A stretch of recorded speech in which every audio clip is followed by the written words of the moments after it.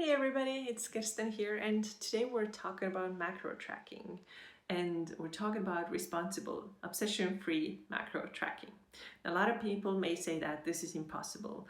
Tracking always comes with a lot of stress and always leads to obsession and maybe even disordered eating habits, and it may be true for some people, but I would say that a lot of times the difference comes from your mindset. If your mindset is right, then you can track without becoming obsessive with it. This video is not going to be for those of you who are currently in the burnout phase or healing phase of your recovery spectrum. If you don't know what I'm talking about, please go ahead and join the 5-day video course where I'm covering all the 3 stages of the recovery spectrum. But if you are right now in the balance phase, you are over your metabolic issues, you're feeling better, you have your period back, and now it has been enough time, there has been enough time, then maybe you want to change something. Don't ever let anyone tell you that you have to change your body. If you like the way you're currently eating, if you're completely fine with your body and you don't want to hear anything about any tracking, then please just close this video and you're done. Okay, don't listen.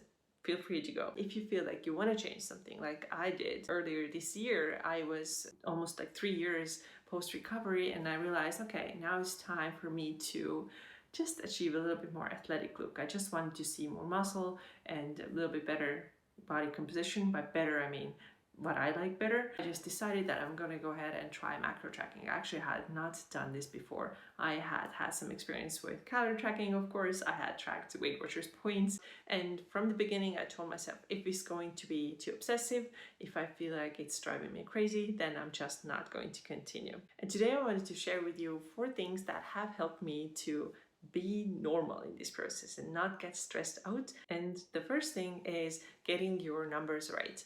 You have to work with somebody who knows what they're doing and can calculate you the right numbers for your body. It's also a really good idea to work with somebody who knows about your past, who understands those hormonal issues that you have had, because if you take a random number from the internet calculator, those numbers can be very, very off.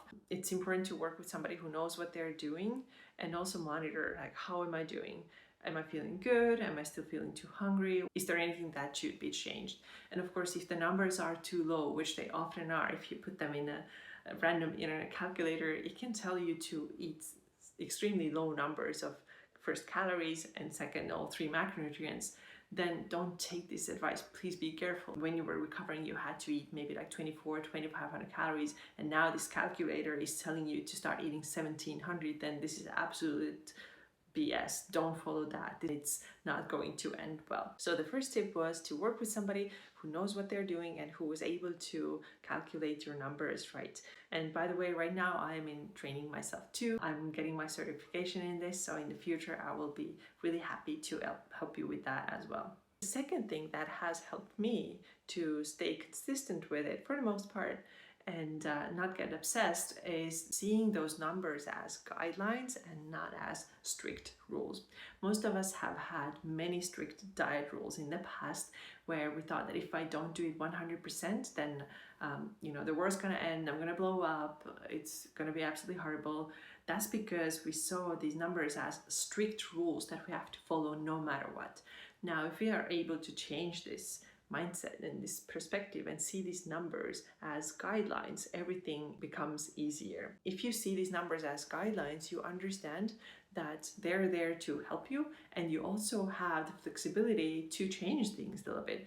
If you are hungrier, you're gonna have a little bit more. Or if you can measure everything, it's gonna be fine.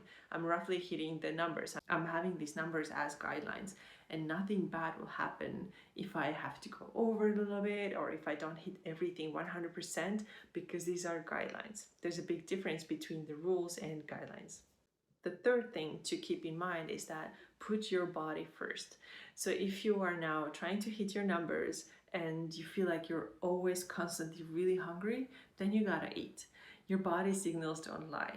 You have to eat more if you are feeling hungry, especially if you have had in the past issues with under eating, maybe also overtraining. So be careful with this again. So you don't want to be starving. Yes, you may have your numbers that you want to hit most of the time, but if your body is telling you that it needs more, you have to listen to that first. And lastly, what do you do when you go over? Let's say that your numbers were 2,200 and then one day you ate 2,500. then the temptation for a very perfectionist person would be to next day eat 1700 or like keep the calories really low because you overate the day before. But I would say start from zero, right? Okay, you ate more, fine. There was probably a reason for it. And then the next day you're gonna start from zero. You're not gonna start from minus 300, you're gonna start from zero, because if you start from minus 300, then you're gonna be starving on that day probably, and you're not gonna feel good. Remember, our goal was to use these numbers as guidelines and also put your body first. So these are my 4 tips for you if you are thinking about tracking your macros. Again, if you're not thinking about it at all, totally cool. You don't ever have to do it. Continue doing what you're doing, that's perfectly fine.